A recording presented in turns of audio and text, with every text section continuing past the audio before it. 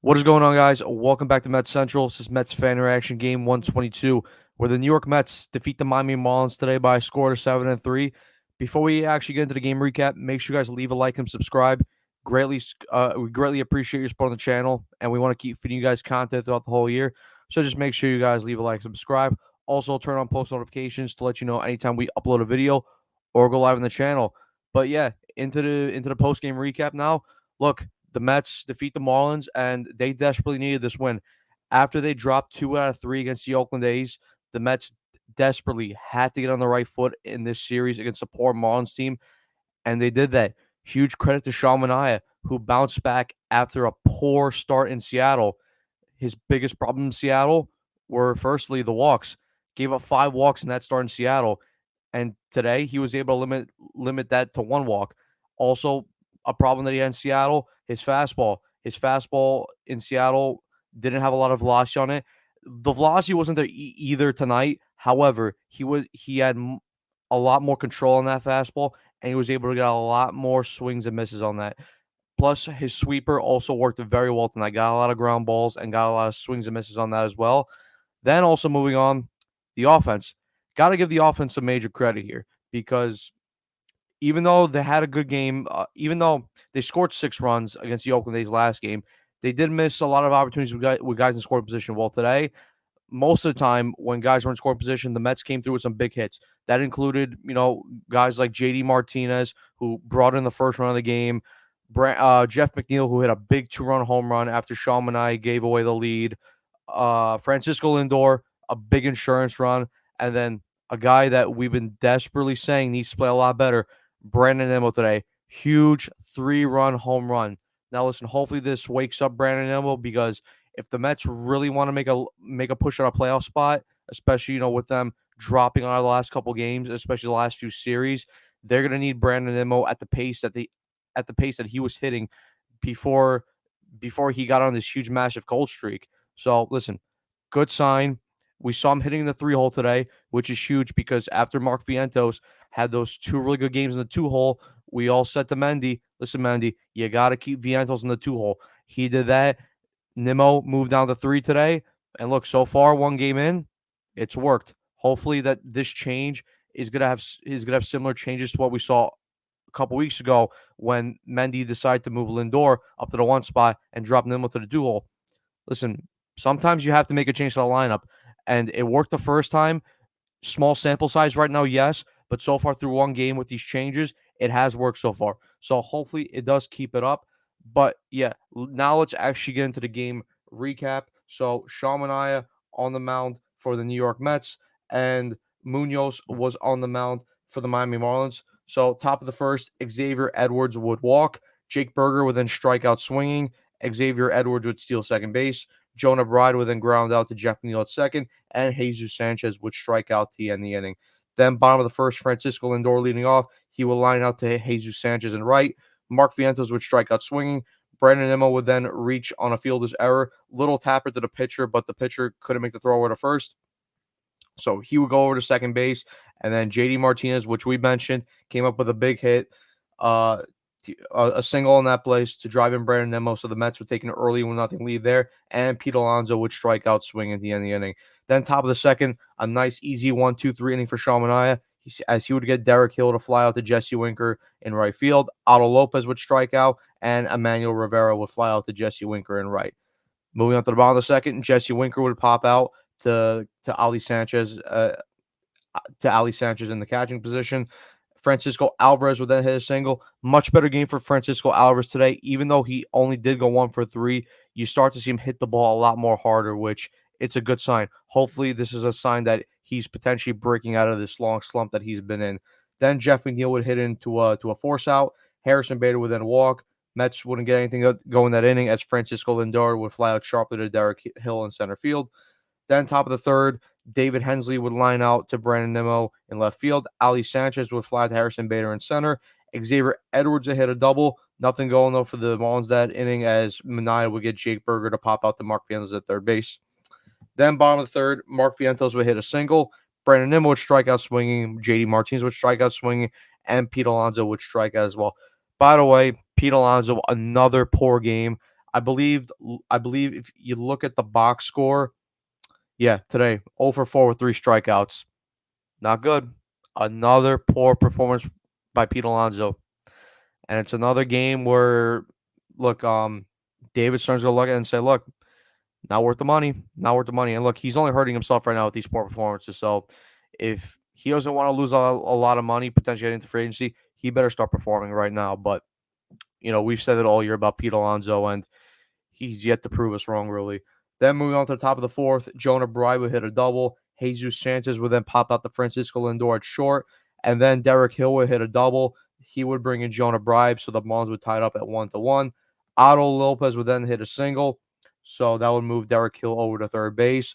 Then MANAEA looked like he would get out of the inning as he would get Emmanuel Rivera to ground out into what looked like an inning and a double play, but the first base umpire called him safe. Mets challenged it, but it looked like Pete Alonso was off the bag. Even though on the actual on the video it looked like that he was able to keep his foot on the bag, or even if it did come off, he was able to get his foot back on the bag in time. But they called him safe, so the Marlins would go up 2-1 there.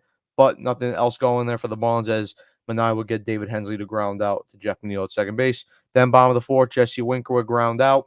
Francisco Alvarez would walk. And then, like I mentioned before, Jeff McNeil with a big 2-run home run to put the Mets up 3-2. Harrison Bader would then walk. Francisco Lindor, another big hit from him. He would come through with an RBI triple to put the Mets up 4-2. Then the Marlins would make a pitching change as George Soriano would come in for Rodri Munoz. Soriano would then hit Mark Vientos with his first pitch. And then the guy we've all been waiting for to break, or not even break out because he hasn't broken out yet, but the guy we've been waiting for to have a big hit. Brandon Nimmo finally comes through big with a 3-run home run to put the Mets up 7-2. And look, like I said before, hopefully this is the game that sparks Brandon Nimmo and puts them now on a rampage because the Mets desperately need him if they want to make a push at a playoff spot. Then after that, JD Martinez would hit a double. Mets couldn't bring him in, though, as Pete Alonso would ground out. Jesse Winker would single, but Francisco Alvarez would end the inning with a fly out to Derek Hill in center field. Then top of the fifth, Ali Sanchez flies out sharply to Harrison Bader in center field. Xavier Edwards would then ground out to Francisco Lindor. Jake Berger would then hit a home run to make it 7-3. And then Jonah Bride would then ground out to Francisco Lindor to end the inning. Then bottom of the fifth, McNeil with a double. Harrison Bader flew out to David Hensley. Francisco Lindor would strike out. Mark Vientos would walk. So first and second for the Mets. Couldn't get anything. Couldn't drive a run in, though, that inning as Brandon Nimmo would ground out to Jake Berger at first and end the inning. Then moving on to the top of the sixth, quick 1-2-3 inning for Sean Manaea. Gets Jesus Sanchez to ground out to Lindor. Derek Hill would ground out to Mark Vientos at third. And Otto Lopez would ground out to Francisco Lindor to end the inning. Bottom of the sixth, JD Martinez flies out to Derek Hill. Pete Alonso would strike out. Jesse Winker walks. Mets then make an offensive substitution as Tyrone Taylor would come into pinch hit and would come into the outfield to replace Jesse Winker. And then Francisco Alvarez would ground out softly to Ali Sanchez to end the inning. Top of the seventh, like I mentioned before, Tyrone Taylor stays in the game as a right field substitution.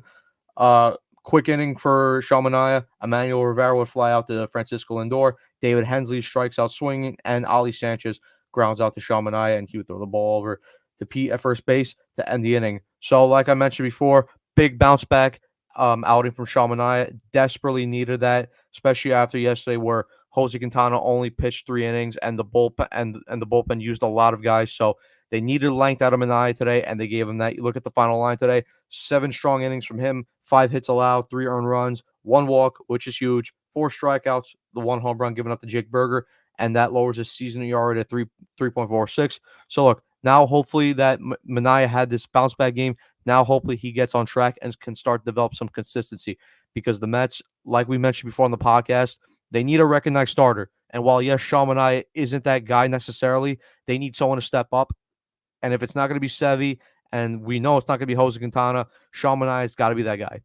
Especially, look, we don't know when Christian Scott's going to come back. Hopefully it's soon, but Mets need someone. Hopefully Sean Manaea is that guy. Then moving on to the bottom of the seventh, John McMillan would replace George Soriano to pitch. Jeff McNeil would ground out to Otto Lopez at second base. Harrison Bader would line out to Derek Hill, and Francisco Lindor would ground out to Jake Berger at the end of the inning.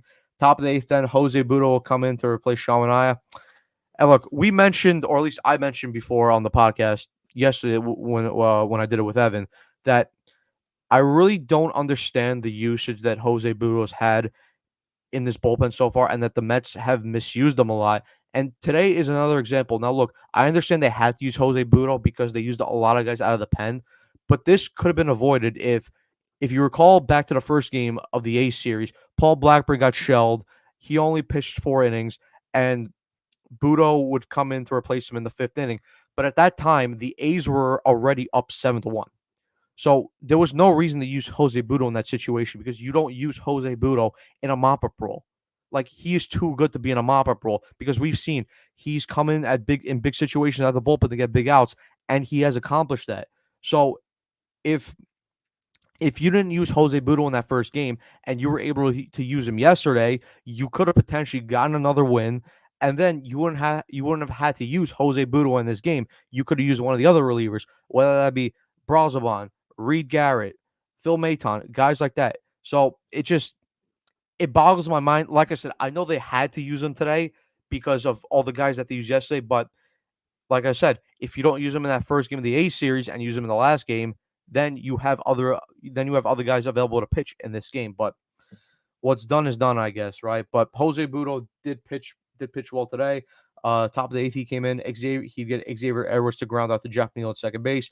Jake Berger would then ground out to Lindor, and Jonah Bride would then strike out swing at the end of the inning. Bottom of the eighth, nothing over the Mets. Vientos strikes out.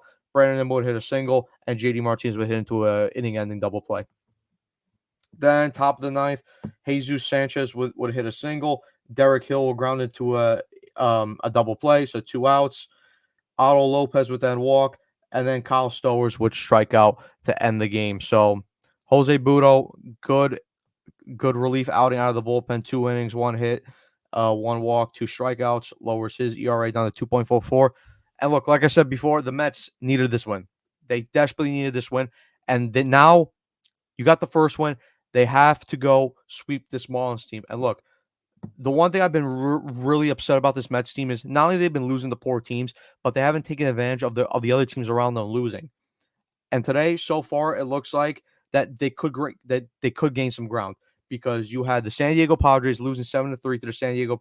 You had the Colorado Rockies losing 7-3 to the San Diego Padres, and you had the Tampa Bay Rays beating the Arizona Diamondbacks 5-4.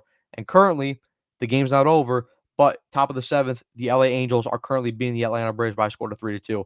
And if the Angels hold on to win, the Mets are only 1 game back of the Braves.